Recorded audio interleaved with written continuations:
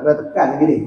Baik, insya-Allah pada malam ni saya akan menjawab persoalan-persoalan yang sudah ada dekat saya. Jadi yang mana saya sempat jawab, saya jawab. Baik. Ada satu perkara. Baik. Saya minta maaf banyak-banyak. Tak semua soalan saya sempat jawab. No, tak semua soalan saya sempat jawab. Baik. Kalaulah ada soalan personal ataupun soalan peribadi, boleh DM saya dekat Instagram. Sebab saya tak suruh DM pun ada orang DM. Nama AG, pandai lah, apa cari apa lah ni, lebih lebih stalker daripada saya ni. Pandai-pandai lah cari. DM saya dekat AG. Sebab saya pun terima soalan daripada apa? Instagram juga. Saya tahu ada ni, ambil handphone semua ni. No? Jadi ada yang sempat saya jawab, ada yang tak sempat saya jawab. Dan ada soalan yang sengaja saya tak jawab. Kenapa Ustaz tak mau jawab? Ada soalan itu, kadang tu soalan peribadi. Saya lagi utamakan jawab soalan tu kepada umum. Ada soalan tu soalan peribadi yang tak nak saya sebut. Pelik. Soalan tu pelik, agak pelik sikit. Bukan salah soalannya tu. Kalau saya jawab tu paling kurang satu soalan ambil masa 15 minit. Paling kurang pun ambil masa 15 minit nak jawab. Jenuh nak terang satu. Baik. Saya akan jawab insya-Allah beberapa soalan. Dah habis dah kot. Baik, soalan yang pertama.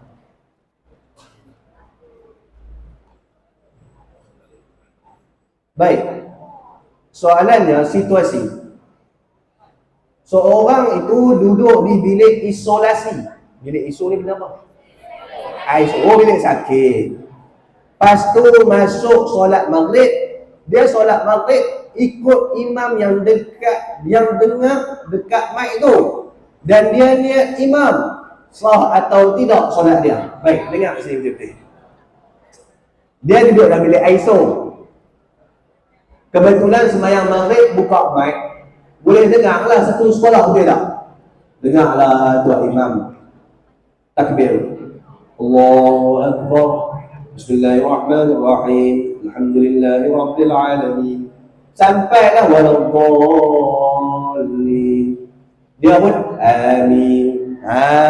Dengar ni betul-betul. Adapun solat, kamu doa, imam duduk di masjid, kamu duduk bilik ISO, ataupun kamu yang laki-laki duduk di asrama sebelah ni je. Sah tak solat berniat ataupun berimamkan imam duduk jauh? Sah atau tidak? Jawapannya tidak sah. Jawapannya tak sah. Macam tu juga, macam hari Jumaat. Pada hari Jumaat, RTM 1 kalau tak silap saya, ke RTM 2 ada menayangkan solat Jumaat, betul? Baik.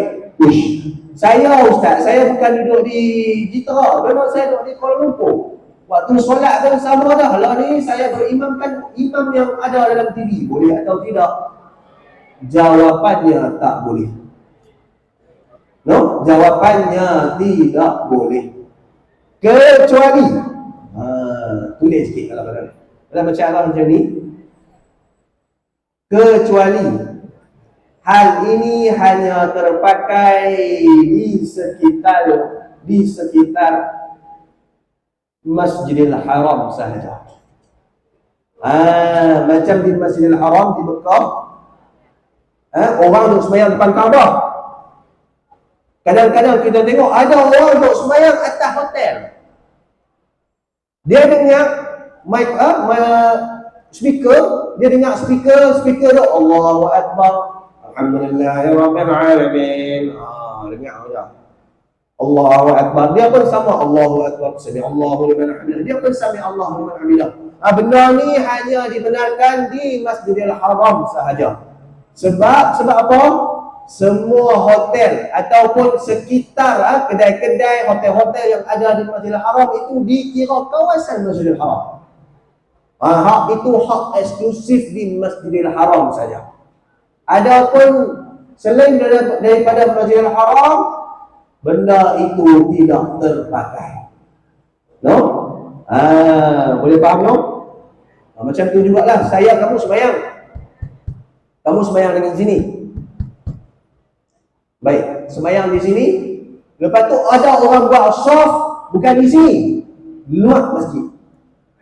Luar masjid tu yang kawasan ada Puteri kawasan Puteri duk lepak tu.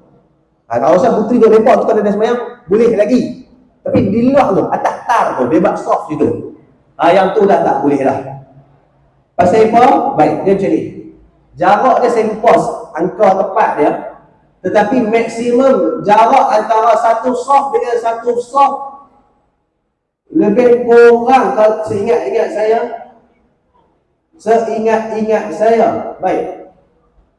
Kakak yang pakai telungkup hitam, tolong bangun Ustaz. Ada tak? Ya, telungkup hitam. Tolong bangun Ustaz. Ya. Tolong Ustaz bangun. Ya, seingat saya jarak satu soft dengan satu soft maksimumnya dari saya sampai dia. Baik. Persoalannya, sekiranya kita sembahyang sini, orang buat soft tu belakang sana tu. Soft atau tidak? Tak. Jarak satu soft dengan satu soft lebih kurang dari sini kepada dia. Berapa meter nak anggap? Nanti saya cari jawapan yang lebih tepat. Berapa hasta atau berapa meter jarak satu soft dengan satu soft.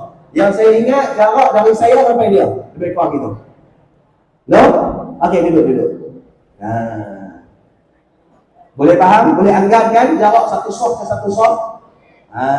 Jadi tak ada masalah pun. Kalau saya solat atas barisan ni, depan saya ada satu barisan, tapi tak ada orang sembahyang, tapi depan tu baru ada orang satu soft.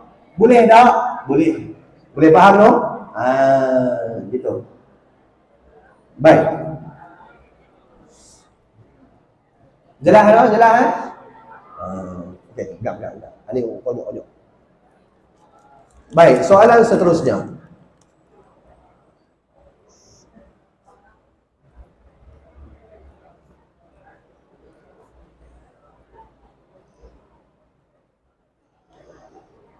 Baik. Soalan dia, bagaimanakah cara bertaubat sesungguhnya? Maksudnya cara bertaubat dengan sungguh-sungguh selain solat taubat. Baik, solat taubat ni taubat ke? Solat taubat ni taubat ke? Tak. Solat taubat ini adalah satu solat sunat yang Allah Ta'ala ciptakan. Siapa yang bertaubat tadi, contoh dia bukan taubat seminit yang lepas, kemudian disunatkan dia untuk buat solat sunat taubat. Gitu. Boleh faham? Macam solat sunat wudu. Baik. Adakah solat sunat wudu itu dikira wudu? Adakah solat sunat wudu itu dikira wudu? Tak. Kamu ambil wudu, lepas tu nak dapat pahala lebih lagi, Allah Ta'ala syariatkan ada satu solat selepas wudu, dipanggil solat sunat wudu. Adapun solat sunat taubat, ia adalah satu solat bila mana kamu dah bertaubat, maka Allah Ta'ala ciptakan satu solat, selepas taubat buat satu solat sunat 2 rakaat yang dipanggil solat sunat taubat. No? Barang siapa buat dapat pahala. No? Nama pun sunat. Soalan apa? Soalan pula. Memang tak. Sempat saya jawab. Baik. Saya sudah solat sunat taubat, tetapi saya masih tidak sedap hati dan saya cuba tidak melakukan kesilapan yakni dosa yang sama, tetapi masih melakukan dosa yang sama. Bagaimana tu? Baik, dengar sini tu. Orang yang melakukan dosa kecil ataupun dosa besar, no? Dosa kecil ataupun dosa besar, no? Perkara yang mesti kita buat dengan segera adalah bertaubat. Walaupun kadang-kadang kita kata, Silap-silap memanglah aku taubat ni. Esok boleh jadi aku buat ni. Dah, taubat dulu. Taubat dulu. Yakinkah esok tu kamu hidup? Yakinkah esok tu kamu hidup? Pernah orang buat satu kisah, pernah orang ceritakan satu kisah seram. Satu kisah seram orang kata apa? Cerita lebih seram daripada cerita hantu. Kisah ini lagi seram daripada kisah hantu. Yang mana pada malam tersebut dia melakukan segala kesalahan dan segala maksiat dan segala dosa juga macam-macam. Dan malam tu dia tidur. Malam tu dia tidur. Dan dia tidur tu dah tak. Dan dia tidur tu dah tak bangun dah sampai dia tidur. Yang apa? Dia mati. Mau kau berlaku benda tu kat kamu? Mau kau berlaku benda tu kat kamu? Mana lagi seram lagi cerita kuntilanak, cerita pontianak, cerita pocong. Mana lagi seram? Cerita lagi seram. Baik, yakinkah kamu hidup lagi? Saya pun tak yakin. Lagi saya keluar dari masjid ni saya hidup. No? Saya pun tak yakin. Baik, setiap kali ada dosa, jangan malu, jangan segan, taubatlah kepada Allah. Bila mana ada persoalan, Allah Ta'ala ampun dosa aku ni. Ni benda bukan buat-buat lah. Kita tiba-tiba timbul satu persoalan, Allah Ta'ala ampun dosa aku ni. Maka para ulama menyatakan barang siapa yang terdetik dalam hati dia, Allah Ta'ala dah ampunkan belum dosa aku ni, maka para ulama menyatakan pada waktu tersebut Allah Ta'ala dah ampunkan dosa kami. Tuhan dah ampunkan dosa kamu itu. Benda yang kamu buat kan, benda yang kamu terfikir, Tuhan dah ampunkan belum dosa kamu ni. Tuhan ampun benda ni. Pada waktu tersebut Tuhan dah ampun. Tuhan dah ampun. Tuhan ini tak sama macam makhluk. Innallaha yuhibbut tawwabin wa yuhibbul mutatahhirin. Allah Ta'ala suka orang yang bertaubat. Bila sebut suka orang yang bertaubat, maknanya apa? Orang tu tadi buat dosa, betul dia taubat. Betul dia buat dosa, betul dia taubat. Dia buat dosa, dia taubat. Dia buat dosa, dia taubat. Macam main-main tu. Dah, jangan malu, jangan segan. Taubat dulu. Walaupun saat ni ataupun esok tiba-tiba kita buat lagi, taubat dulu. No? Taubat dahulu. Baik. Soalan seterusnya. Kalau sama kulit babi dan anjing, bolehkah kita menyentuhnya? Kalau sama kulit anjing dan babi, bolehkah kita menyentuhnya? Apa maksud sama di sini? Kita basuh, kita cuci kulit dia, kemudian kita buat kasut ataupun buat baju ataupun buat tali pinggang. Boleh tak kita guna daripada anjing dan babi? Semua makhluk apabila kita sama suci, melainkan anjing dan babi. Melainkan anjing dan babi. Sebab tu saya beri peringatan kepada kamu semua. Nak beli kasut hari ini, tengok dulu. Saya pergi di Mitsui KLIA, ataupun pergi ke GPO, Genting Highland Premium Outlet. Kawasan tu ada, tempat tu ada banyak sale kasut murah-murah lah. Kasut 400 jadi 200. Baik. Dia ada yang setengah syarikat dia cakna. Kasut babi dia balut dengan plastik. Saya pernah tengok. Kalau itu memang kita tak risau tak. Cuma kasut-kasut ataupun pakaian-pakaian yang kita tak pasti kulit anjing, kulit babi ke, pastikan dulu, tengok dulu. Takut-takut kita silap tadi. Gitu. Baik, anjing dengan babi sama ke tak sama ke, boleh pegang tak? Tak boleh. Kalau kering pun boleh pegang tak? Tak boleh. Soalan seterusnya. Buat lama dah ni. Saya nak buat soalan lama-lama tu.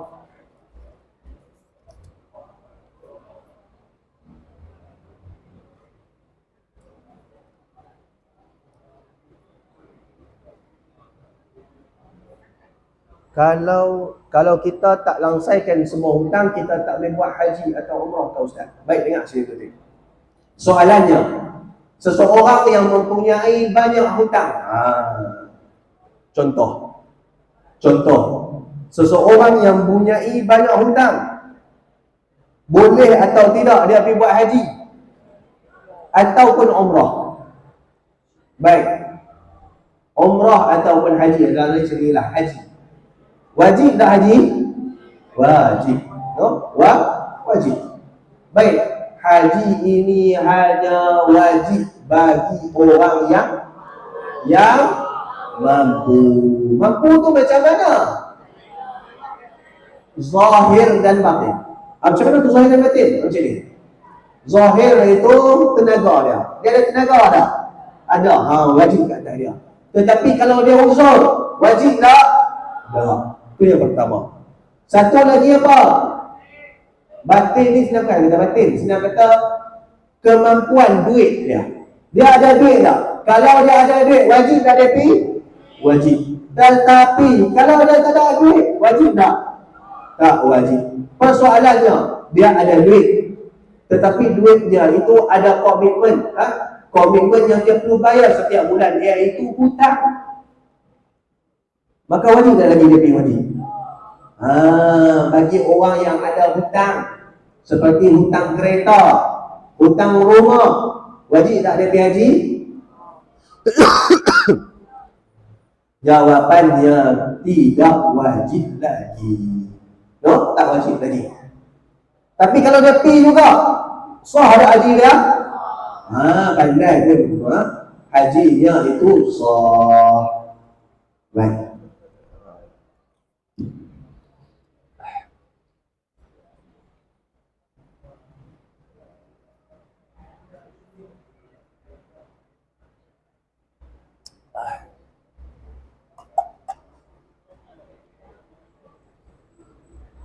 Baik, soalan seterusnya.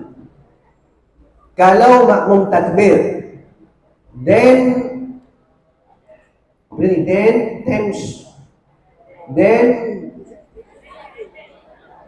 terus rokok. Terus rokok. Imam dah rokok. Baik, macam ni soalan dia. Dia masuk solat.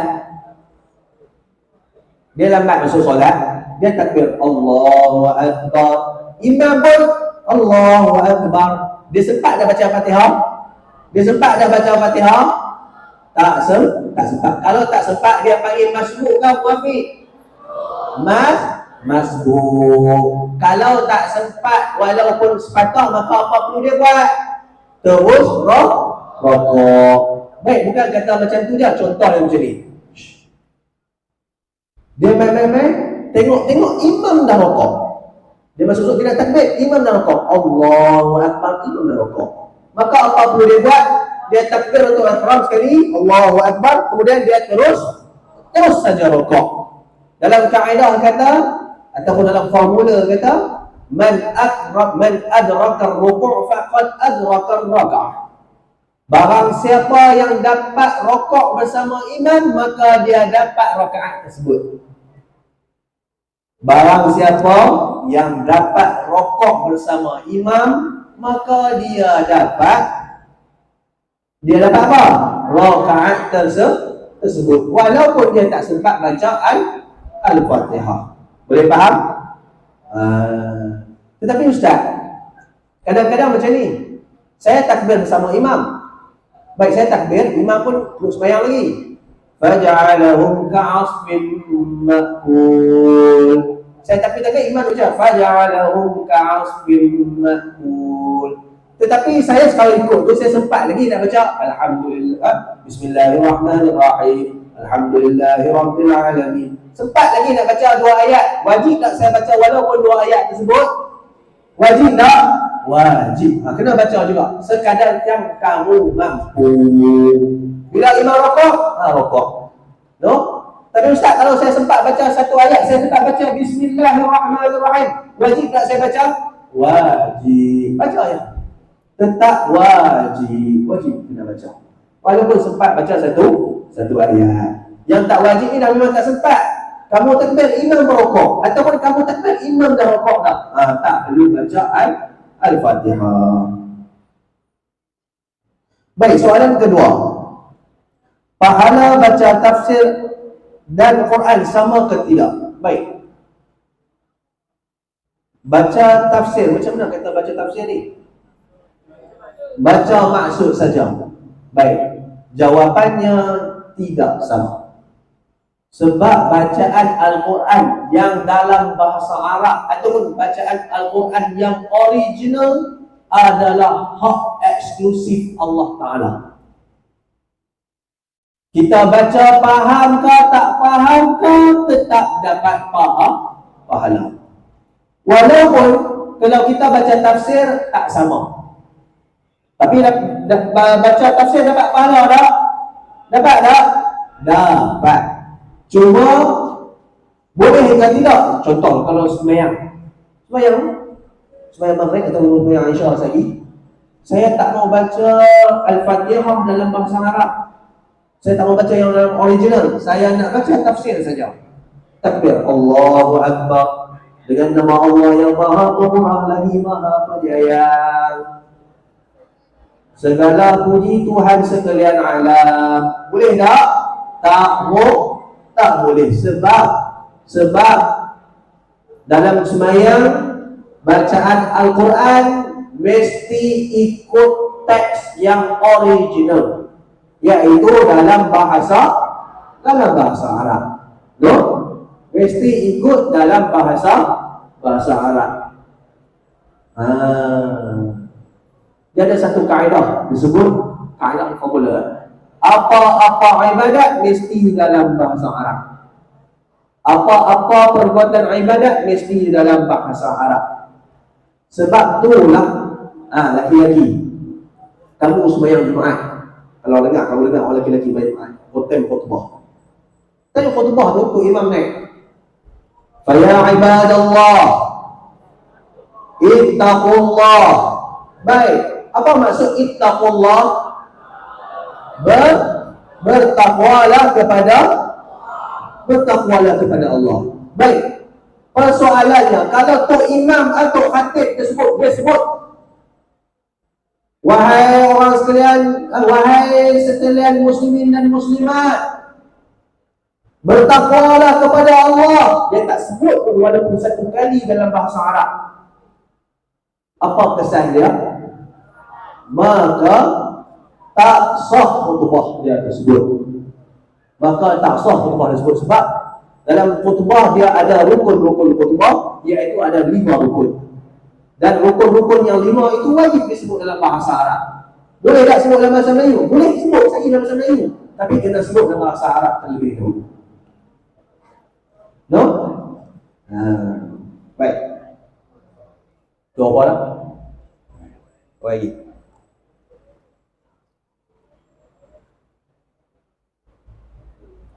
Baik, ada soalan.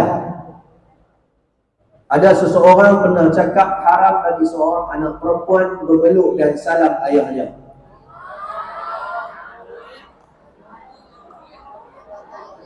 Haram bagi anak perempuan memeluk dan salam ayahnya. Jawapannya tidak tepat. Dengar sekali lagi. Anak perempuan boleh tak salam dengan ayah dia? Boleh. Boleh tak peluk ayah dia? Boleh, walaupun berbeza jantina. Boleh tak salam abang laki-laki? Boleh tak salam adik laki-laki? Boleh. Baik, boleh tak peluk ayah? Dengar ni dulu. Sekiranya berpelukan itu tidak ada nafsu, maka boleh. Baik, peluk ayah ada nafsu tak? Tak ada. No? Tidak ada. Tetapi kalau ada nafsu, apa hukumnya? Haram. Mungkin maksud seseorang ni yang kata memeluk ayah ni tak boleh, mungkin sekiranya ada nafsu. Mungkin maksudnya sekiranya ada nafsu. Boleh faham? Boleh faham tak? Baik. No?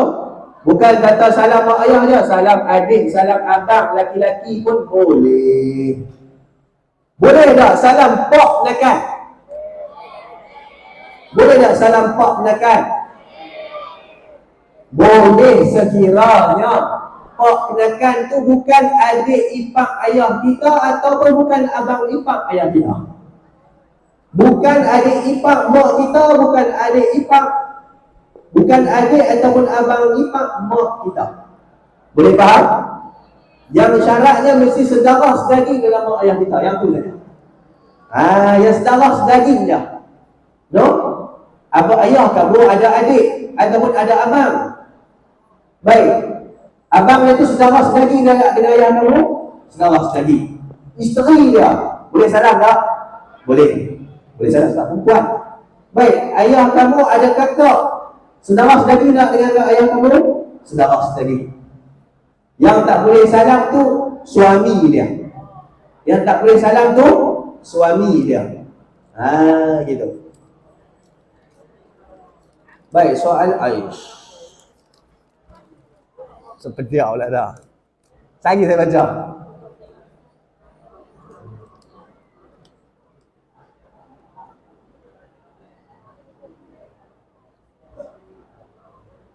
Baik. Macam mana nak taubat?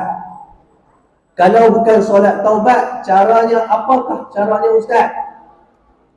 Taubat ini adalah apa?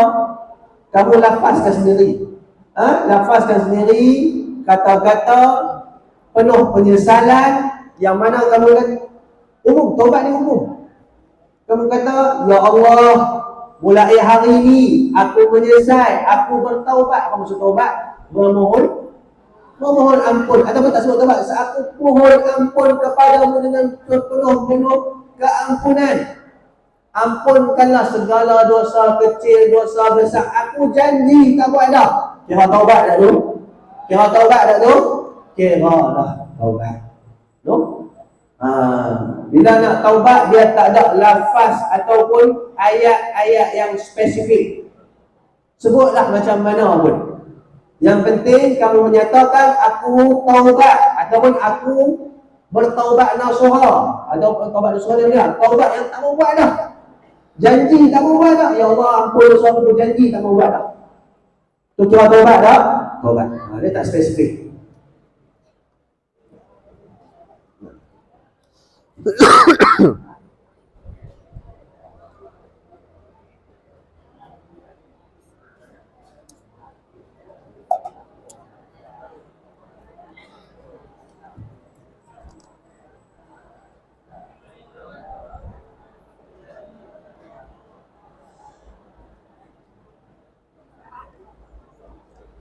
Baik. Kenapa Al-Quran terjem? Sembang kuat pelan sikit. Kenapa Al-Quran terjemah dengan Al-Quran betul tak sama, sedangkan dua-dua ayat Al-Quran? Baik, macam saya kata tadi, ayat Al-Quran ataupun mushaf tu, macam Al-Mushaf Al-Quran yang ada kat kamu tu, yang original dalam bahasa Arab, itu hak eksklusif Allah Ta'ala. Adapun terjemahan itu tulisan kita, iaitu tulisan para ulama. Boleh jadi ada tersilap, boleh jadi ada tersilap. Tapi payahlah ada silap. Boleh jadi ada tersilap. Baik, Allah Ta'ala dengan makhluk, mana lagi tinggi? Allah. Sebab tu Al-Quran atau Mushaf kalamullah, kata-kata Allah, kita tak boleh letak di tempat yang rendah. Dia kena letak tempat yang paling tinggi. No? Gitu. Adapun Quran tafsir bukan, dia kata kenapa pula boleh letak di bawah? Bukan suruh letak di bawah. Nah, abang kata boleh letak bawah, boleh, tapi bukan suruh sangat pun letak bawah. Letaklah di tempat yang mulia. No? Letaklah di tempat yang mulia. Baik, banyak soalan ni. Kita berhenti pukul 8.20 no? 9. Tak boleh kawan-kawan kamu ada kelas lagi? Form 5 ada kelas kan? Form 5 ada kelas tadi saya dengar.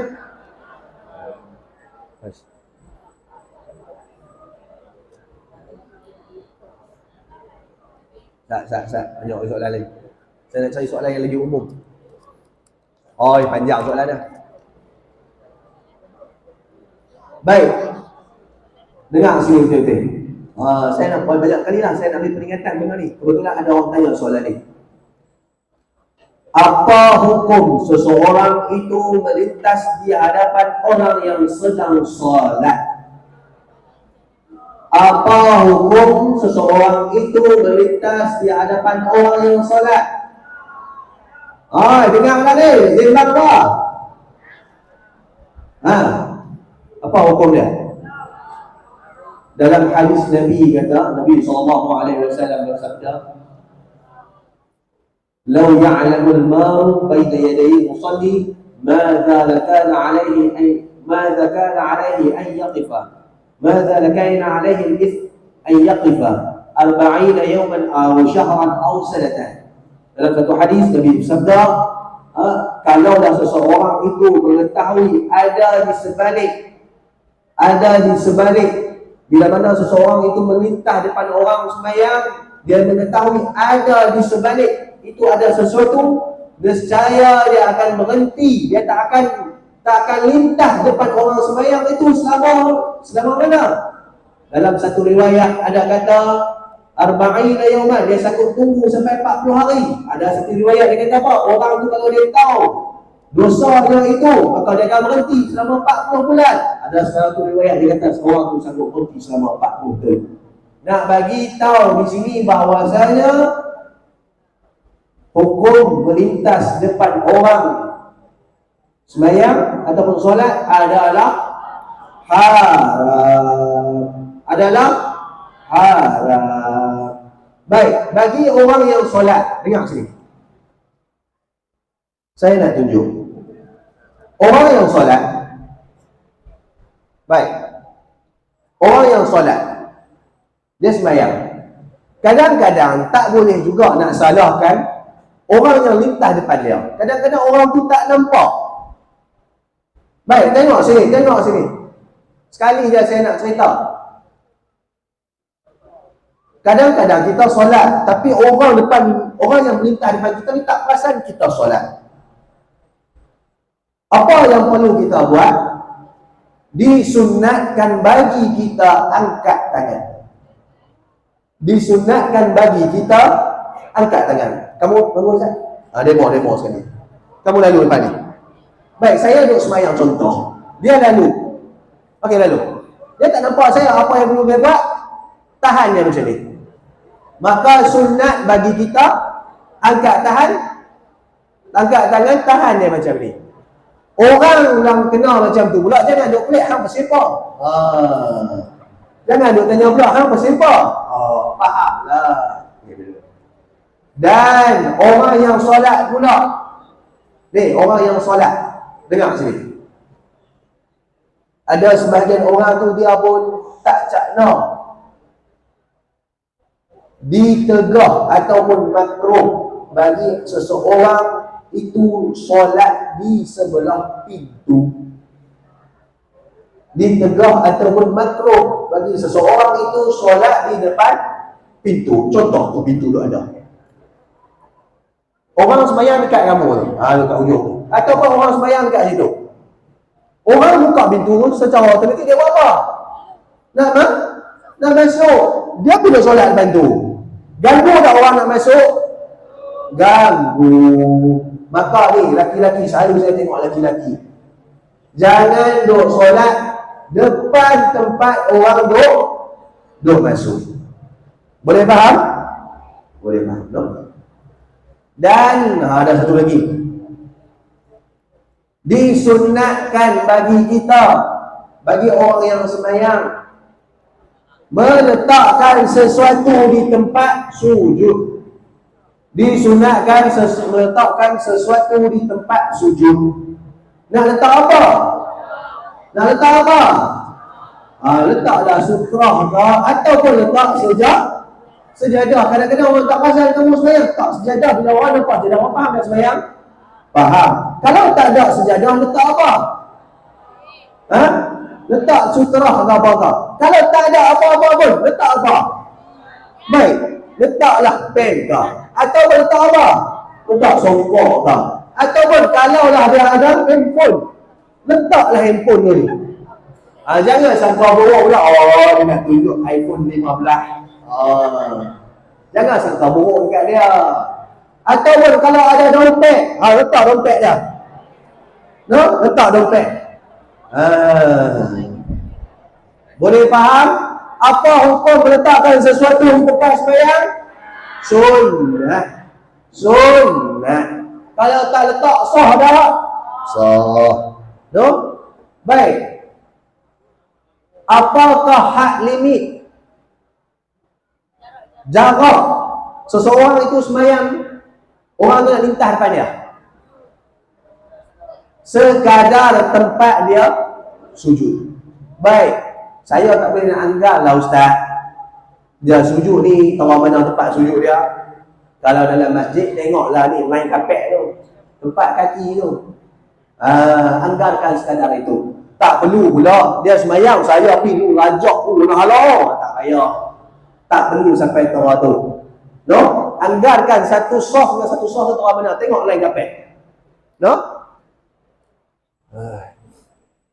Baik, soalan seterusnya. Tak sempat saya jawab semua ni. Ada 5 minit lagi, 4 minit Baik. Saya tengok dekat TikTok, ada orang kata tak boleh sapu muka selepas solat. Baik, dengar dia tu. Assalamualaikum warahmatullahi. Assalamualaikum warahmatullahi. Apa hukum menyapu muka selepas solat? Baik, ulama berbeza pendapat dalam hal ini. Dengar sini tu. Ulama berbeza pendapat dalam hal ini. Ada ulama menyatakan itu adalah sunat sebab apa Nabi buat. Ada ulama kata perkara ini tidak sunat. Kerana apa? Kerana Nabi SAW dulu solat atas pasir ataupun atas tanah. Jadi tujuan Nabi SAW sapu muka tersebut adalah sapu debu-debu yang melekat pada dahi Nabi SAW. Baik, di sini ada dua pendapat. Pendapat pertama memang kata, ya itu memang sunat, memang Nabi buat. Ada debu ke tak ada debu ke, Nabi ke tak buat. Tetapi pendapat kedua, ulama kata sebab nak sapu debu yang dekat pada dahi Nabi. Baik, kita nak ikut yang mana? Ambil langkah yang paling selamat, kita kira sunat. Rugi tak kalau kita buat? Rugi tak? Baik, dalam isu perselisihan pendapat di dalam kalangan ulama, ada kata ulama kata benda ni sunnah, ada kata tak sunnah. Mesti salah satu je betul tak? Mesti salah satu je betul. Macam mana kita nak tahu benda tu betul tak betul? Jawapannya adalah akhirat. Jawapannya adalah akhirat, nanti baru tahu. Siapa yang bertanggungjawab? Bukan kita. Ulama yang menyatakan benda-benda. Baik, kalau siapa yang bertanggungjawab? Kalau kita, mazhab kita iaitu mazhab Imam Syafi'i. Yang bertanggungjawab siapa? Imam Syafi'i. Dalam mazhab Syafi'i sunat sapu muka. Baik, kalau dah kata ijtihad ataupun andaian dia itu salah, yang tadi dia kata sunat, tiba-tiba akhirat nanti Allah Ta'ala kata tak, benda ni tak sunat pun, adakah kita akan dapat dosa ataupun akan masuk neraka? Baik, Nabi SAW pernah bersabda kepada Muaz bin Jabal. Nabi nak hantar Muaz bin Jabal pergi ke Yaman jadi gubernur. Jadi bukan semata-mata jadi gubernur, jadi hakim dan jadi tok kadi di sana. Jadi Muaz bin Jabal kata, dan Nabi tanya kepada Muaz bin Jabal, wahai Muaz bin Jabal dan wahai Abu Musa al-Ash'ari, ada dua orang sahabat Nabi yang dihantar ke Yaman sebagai duta besar pada waktu itu. Kemudian Nabi tanya, wahai Muaz dan Abu Musa, kalau hampa pergi sana ada masalah hukum, macam mana hampa nak cari jawapan? Maka Abu Musa, Muaz jawab, maka aku akan cari dalam Quran dan Sunnah. Kemudian Nabi tanya, kalau tak ada dalam Quran dan Sunnah, maka aku nak buat macam mana? maka aku akan kias ataupun aku akan cari hukum-hukum yang hampir sama yang ada dalam Quran dan Sunnah, iaitu kami panggil ijtihad. Yang dipanggil ijtihad. Maka Nabi SAW jawab apa? Maksudnya buat ijtihad ni kalau ikut buat pala lah. Tapi buat pala ikut majlis panduan. Maka apa yang Nabi SAW kata? Oh ini apa ada buat pala ni? Apa yang nak respon lagi? Nabi SAW kata as-sabtuma. Apa maksud as-sabtuma? Hampa dua-dua orang ini betul. Betul Nabi SAW kata, sekiranya ijtihad ataupun andaian hampa itu betul, maka dapat 2 pahala. Sekiranya ijtihad hampa itu salah, maka dapat 1 pahala. Nabi tak kata pun dapat 1 dosa. Apa macam mana dia dapat ijtihad? Ijtihad ni dia rasa masalah ini menggunakan dalil ini, menggunakan kaedah ini, menggunakan formula ini, maka hukumnya begini. Gitu. Maka kalau salah sekalipun, adakah neraka? Dah. Ada sebahagian da'iyah pada hari ini, sikit-sikit apa yang bercanggah dengan apa yang Nabi tak pernah buat, semua masuk neraka. Betul tak gitu? No? Tak semua dia masuk neraka. No? Macam baca Yasin malam Jumaat. Nabi buat tak? Tak. Tetapi ada tak perintah ayat Quran ataupun perintah Allah Subhanahu Wa Taala ataupun perintah Nabi SAW suruh kita baca Quran? Ada. Ada. Allah Taala kata apa? Faqra'u ma tayassara minal Quran. Bacalah mana-mana surah yang hampa suka, yang mana hampa rasa mudah baca. Tapi Allah Ta'ala kata tak, hak ni kena baca hari Ahad, hak ni kena baca hari Isnin, hak ni kena baca hari Khamis. Ada tak? Ada tak? Dalil mana-mana kata kena baca hari Khamis, baca hari Rabu. Ada tak? Tak ada. Jadi terpulang kepada kamu lah, kreativiti kamu lah, kamu nak pilih yang mana. Cuma datuk nenek moyang kita buat satu amalan malam Jumaat, baca Yasin. Ada tak mana-mana larangan Nabi kata barang siapa baca Yasin masuk neraka? Tak ada. Jadi boleh tak baca Yasin? Boleh. Cuma ada orang fikir awak tak baca surah Kahfi. Bacalah. Cuma jangan nerakakan orang. No? Kita orang Islam jangan cepat nerakakan orang. Baik, saya buat soalan yang terakhir. Kita maaf saya tak sempat jawab semua soalan.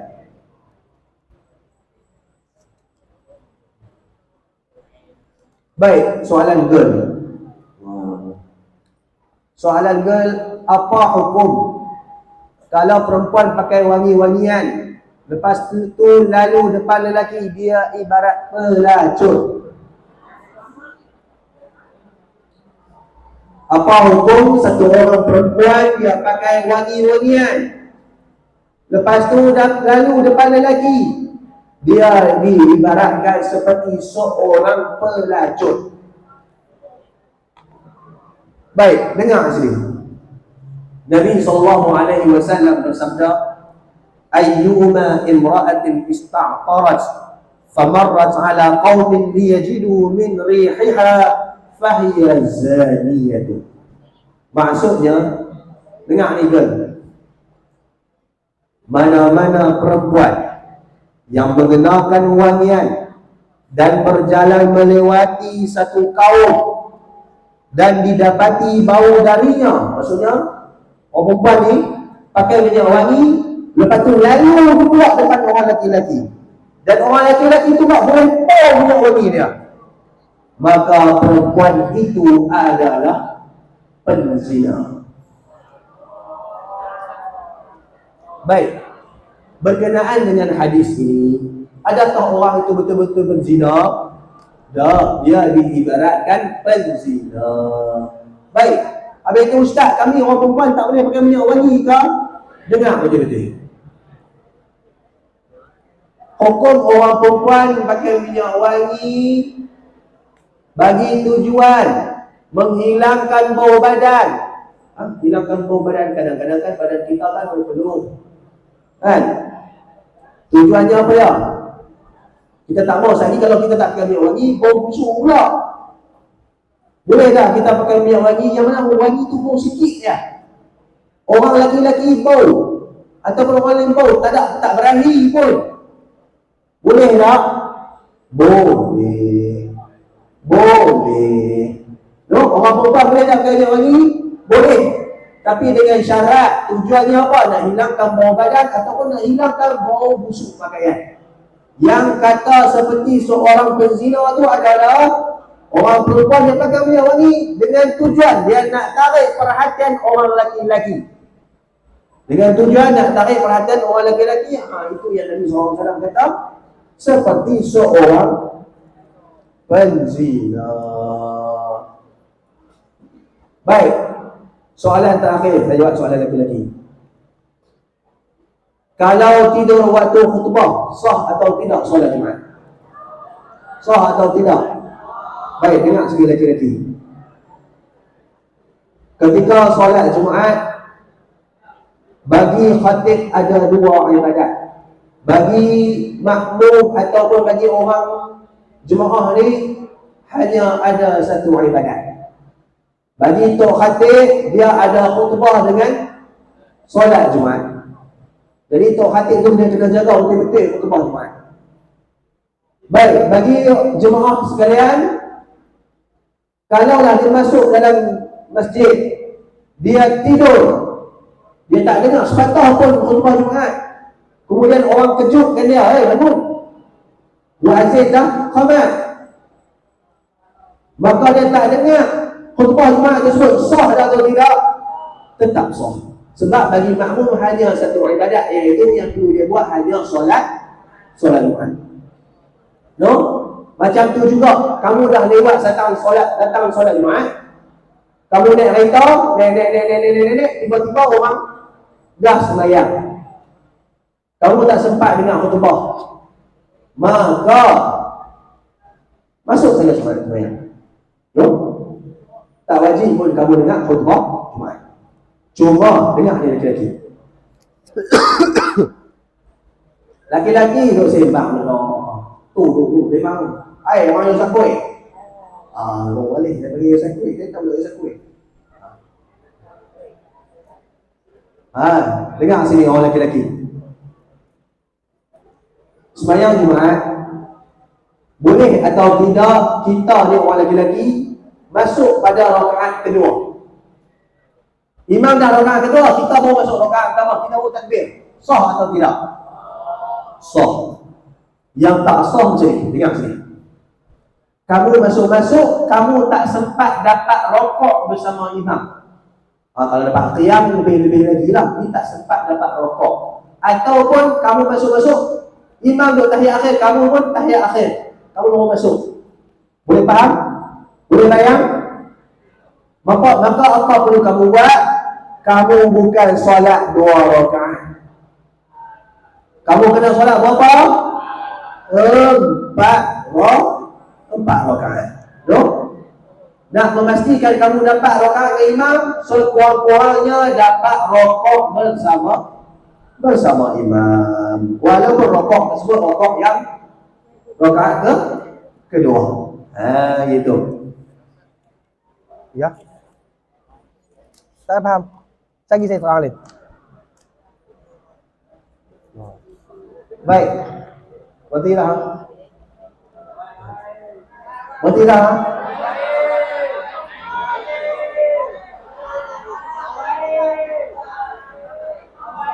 Dia suruh saya berhenti. Tak boleh. Kamu ada kelas lagi. Tak boleh. Kamu ada kelas. Loh.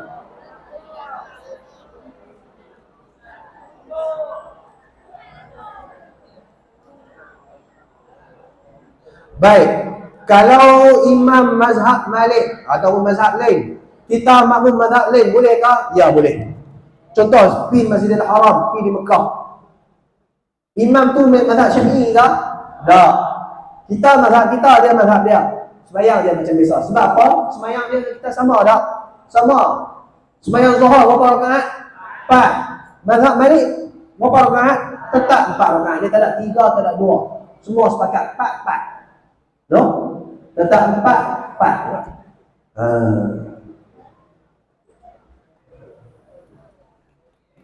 Tetapi dia ada satu cerita. Kenapa solat itu difardukan 5 waktu? Kenapa solat itu difardukan 5 waktu? Baik. Apa tulis sikit? Tulislah sikit ni cerita. Apa tulis? Zuhur, asar, mula dengan zuhur. Zuhur, asar, maghrib, isya, subuh. Zuhur, asar, maghrib, isya, subuh. Baik. Kenapa mula dengan zuhur? Kenapa mula dengan zuhur? Kenapa tak mula dengan subuh? Kenapa tak mula dengan maghrib? Baik, dengar sini. Solat pertama yang didirikan di atas muka bumi ini adalah solat zuhur. Dan solat ini didirikan oleh Nabi Adam alaihissalam. Solat pertama di atas muka bumi ini yang mula-mula solat adalah Nabi Adam alaihissalam. Orang yang mula-mula pertama solat adalah Nabi Adam. Dan solat yang dilakukan adalah solat zuhur. Itu yang pertama. Yang kedua, solat asar. Siapa yang mula-mula solat asar? Jawabannya Nabi Yunus alaihissalam. Nabi Yunus alaihissalam. Dan solat maghrib, Allahumma shalli ala Muhammad. Solat maghrib, orang yang pertama menunaikan solat maghrib adalah saya tinggal kan? Lihat. Solat maghrib adalah Nabi Isa alaihissalam. Nabi Isa alaihissalam.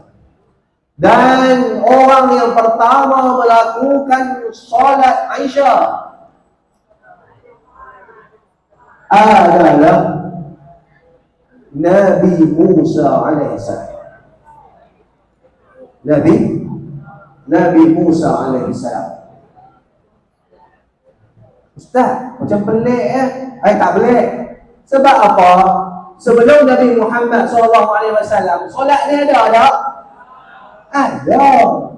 Ada.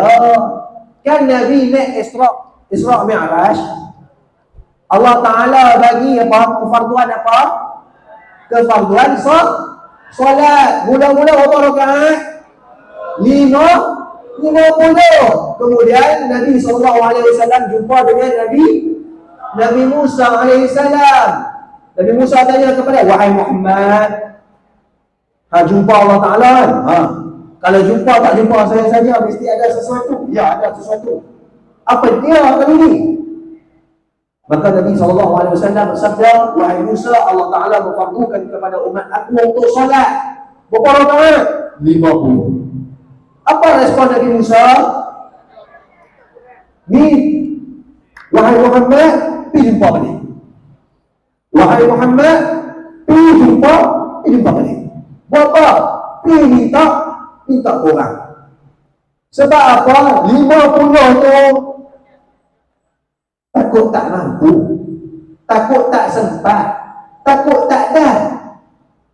Sebab dulu umat aku tu solat 50 rakaat.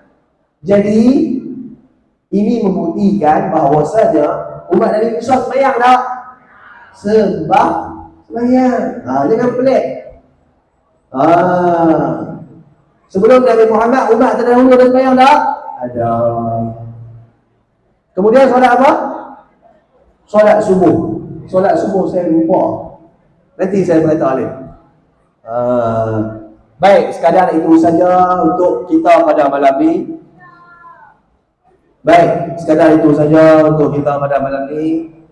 Okey. Memandangkan kamu pun ada kelas, saya dimaklumkan kamu ada kelas. No? Sekadar itu saja untuk kita pada malam ini. Ustaz akhiri, aqulu qawli hadza wa astaghfirullahal azim li wa lakum. Assalamualaikum warahmatullahi wabarakatuh.